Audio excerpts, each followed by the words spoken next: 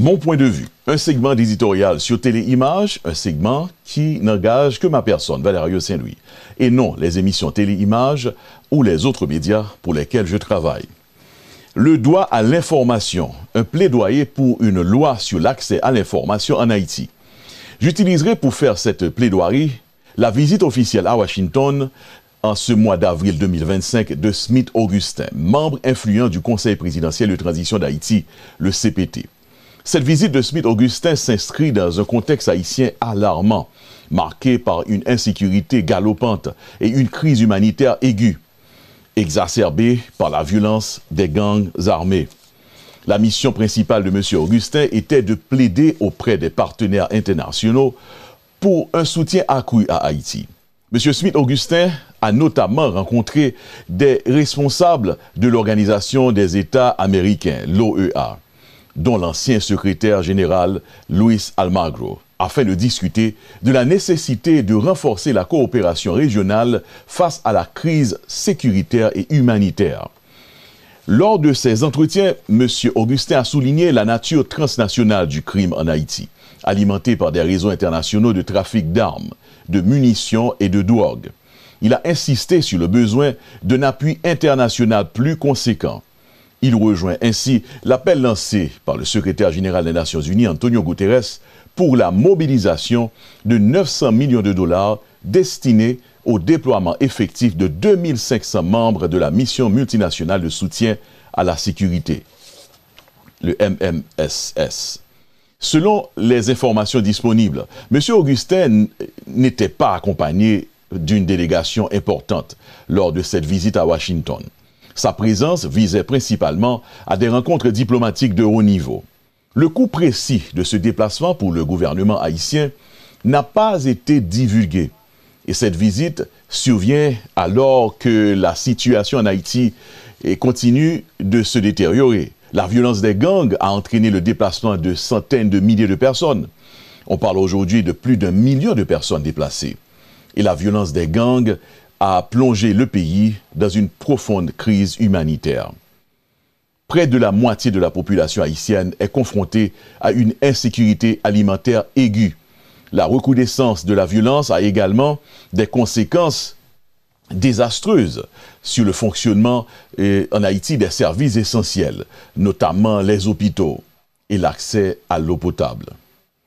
Dans ce contexte critique, la démarche de Smith Augustin à Washington DC témoigne d'une certaine façon de la volonté du Conseil présidentiel de transition, en effet, de mobiliser la communauté internationale pour que cette communauté puisse apporter une réponse urgente et coordonnée à la crise multidimensionnelle que traverse Haïti. Les discussions ont également porté sur la nécessité de soutenir la police nationale d'Haïti en termes de ressources humaines, matérielles et financières, ainsi que sur la préparation des prochaines élections pour un retour à l'ordre démocratique et constitutionnel. C'est ce que veut la communauté internationale d'ailleurs. Tout ça, c'est bien. Nous avons une idée de ce que M. Smith Augustin était venu faire à Washington, bien que précisons et rappelons que le nom de Smith Augustin, membre du Conseil présidentiel de transition d'Haïti, a été associé à des allégations de corruption. Ces accusations, bien que souvent non prouvées et devant les tribunaux, ont alimenté un climat de méfiance et de suspicion au sein de la population haïtienne. Une population déjà profondément affectée par la crise politique, sécuritaire et économique. Les accusations de corruption visant Smith Augustin ont émergé dans divers contextes et impliquant différentes formes de malversation présumées. Parmi les allégations les plus fréquentes qui ont été évoquées, on retient détournement de fonds publics, trafic d'influence et favoritisme, implication dans des réseaux illicites. Et voilà qu'aujourd'hui encore surgissent des rumeurs de dépenses fastueuses lors de la visite de Smith Augustin à Washington DC. Des rumeurs persistantes et qui ont émergé concernant des dépenses considérables engagées lors de son séjour. Ce sont des allégations qui font état d'un dîner qui aurait coûté la somme astronomique de 100 000 $ américains. qui t'avait dit que pour une belle collation au dîner, une belle la manger, 100 000 $ t'as dépensé. Ces rumeurs ont rapidement circulé, suscitant l'indignation au sein de la population et de l'opinion publique haïtienne, particulièrement au regard de la situation économique désastreuse et de la crise humanitaire aiguë que traverse le pays. La provenance de ces informations reste floue, alimentant les spéculations et les critiques à l'égard des dépenses potentiellement somptuaires des représentants du gouvernement de transition. Des tentatives ont été entreprises pour vérifier la véracité de ces allégations et identifier les participants à ce prétendu dîner.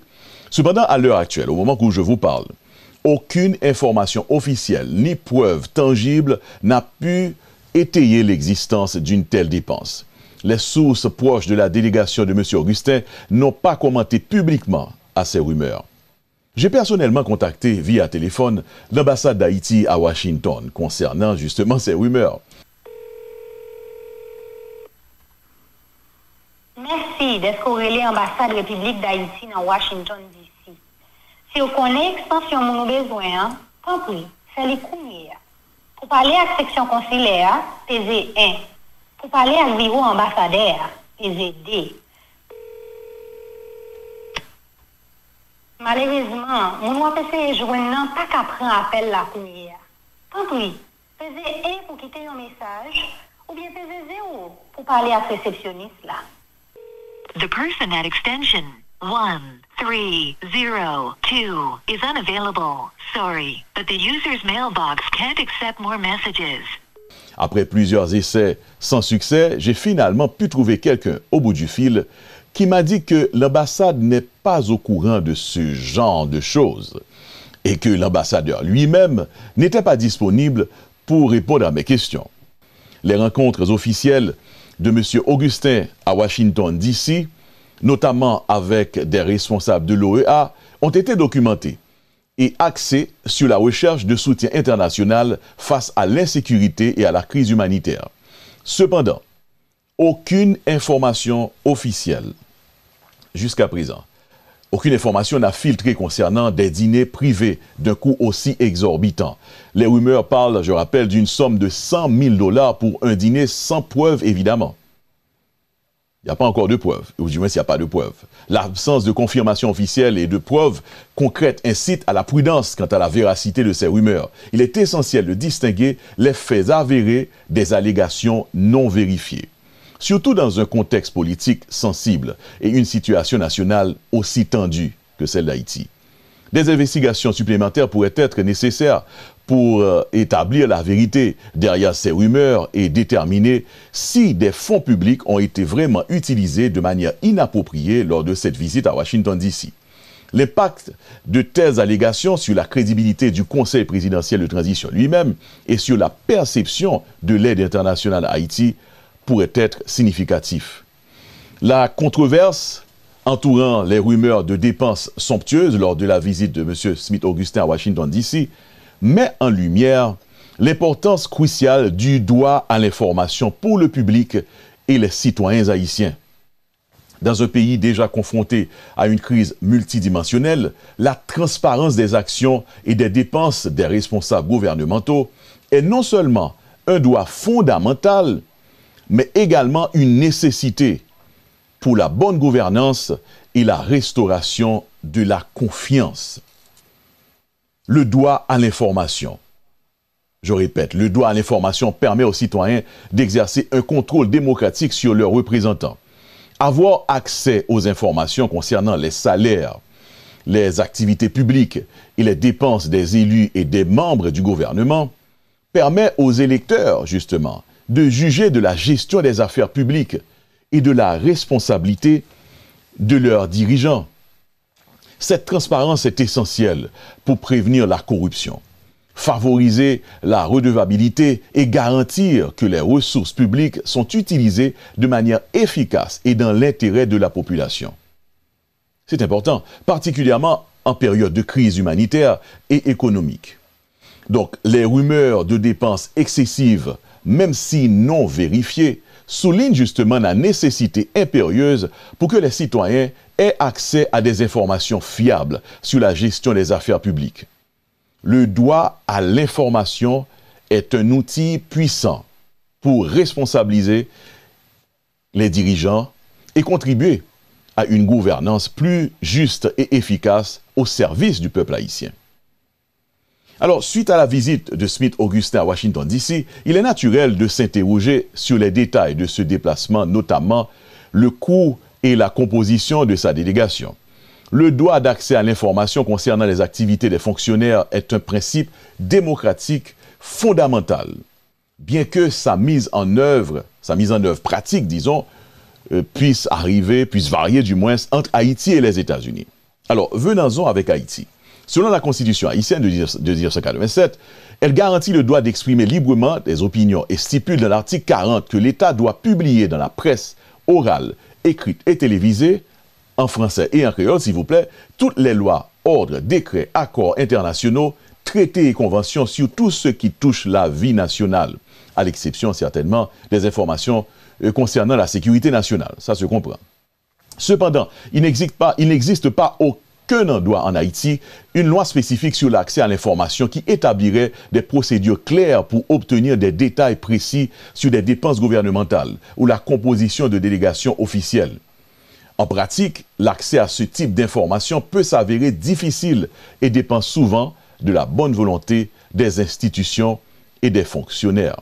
Mais ici, aux États-Unis, le Freedom of Information Act, FOIA, de 1988, donne au public le droit de demander l'accès aux informations détenues par les agences fédérales. Toutes les personnes, y compris les journalistes étrangers, peuvent soumettre une demande FOIA pour obtenir justement des informations sur les rencontres éventuelles de M. Augustin, par exemple, avec des responsables du gouvernement américain, ou si des fonds américains auraient été impliqués dans cette visite, ce qui semble peu probable pour une délégation haïtienne. Mais sachez que les médias pourraient soumettre quand même une requête FOIA aux agences fédérales américaines potentiellement concernées, par exemple le département d'État. La plupart des agences fédérales acceptent les demandes par voie électronique.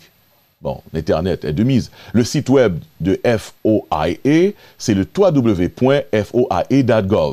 Ce site fournit des informations détaillées sur la manière de soumettre une requête et répertorie plutôt les agences fédérales avec leurs points de contact. Cependant, il est peu probable que le coût de déplacement de la délégation haïtienne soit une information détenue par le gouvernement américain et donc accessible via le FOIA.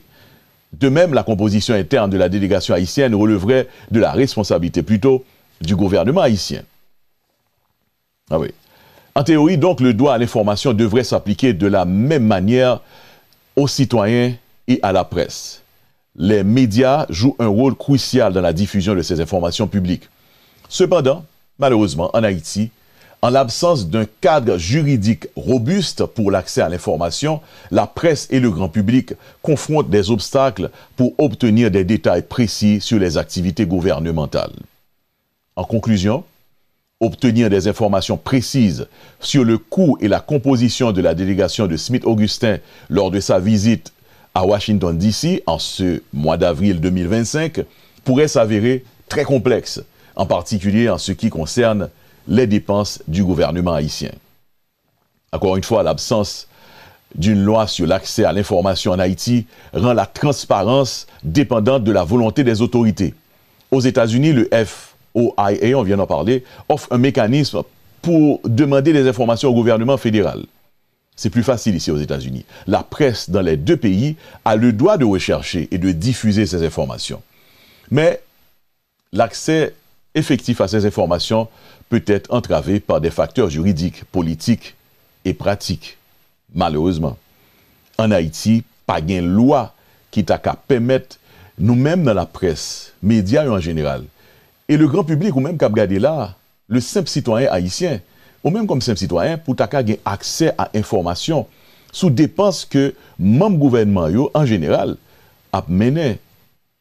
Et de façon, t'as supposé de façon pour capable de accès à l'information. Par exemple, combien cob un président dépensé pour le déplacer venir ici aux États-Unis, et qui quantité de monde qui déplace avec, combien cob ça coûtait pour loger, bah, manger, combien cob touché. Le droit à l'information, accès à l'information, pour qu'on combien cob justement Même conseil ça a touché. C'est vrai que le Nouvelliste est publié combien de a touché. Mais il y a plus d'informations toujours que public là en général. Et nous-mêmes dans la presse, nous avons supposé gagner accès avec lui. Même gens ici aux États-Unis.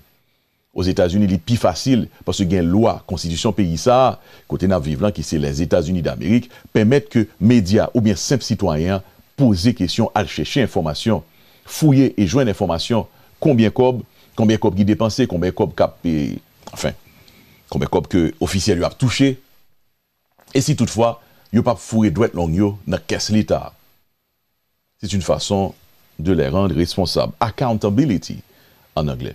Faut que nous connaissions et nous gagnons droit pour nous connaître. Malheureusement, pays d'Haïti nous pas gain loi ça.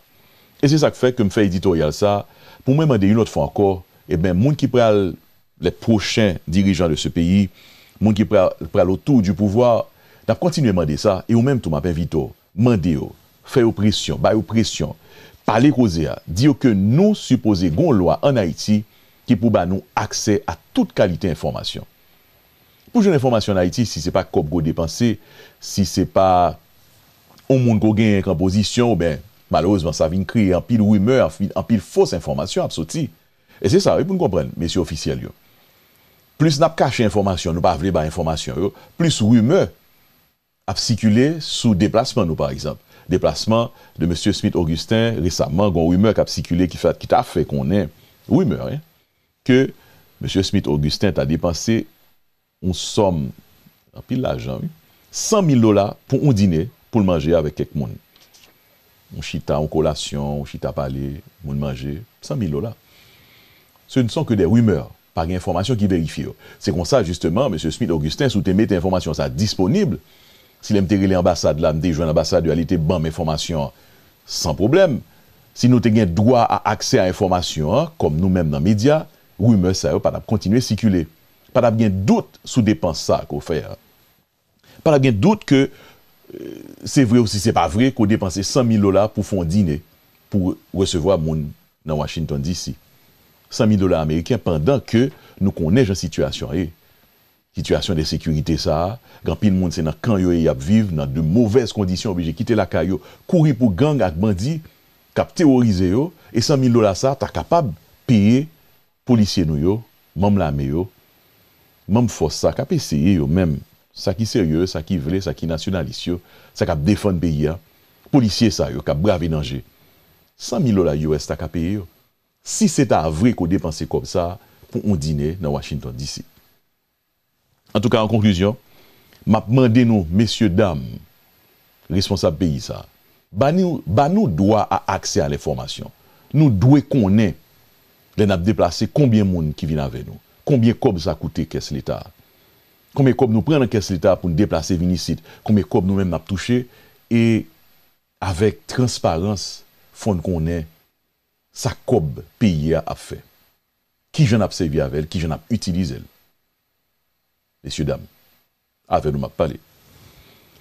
Je Valério Saint-Louis, c'était mon point de vue. Un segment d'éditorial sur Téléimage qui n'engage que ma personne, Valério Saint-Louis, et non les émissions Téléimage, ni les autres médias pour lesquels je travaille. Restez branchés.